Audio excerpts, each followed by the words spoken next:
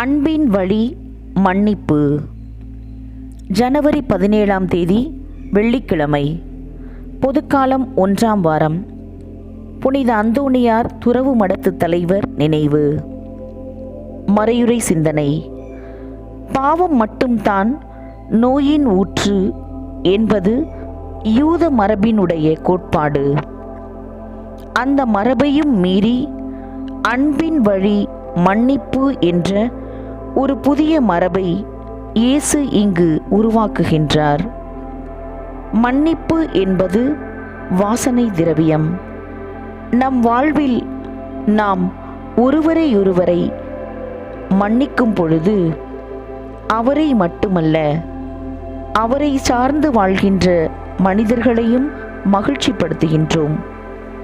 ஆகவே இயேசுவை போல நாமும் பிறருக்கு மன்னிப்பின் ஊற்றாக அன்பின் வழியில் வாழ முயல்வோம்.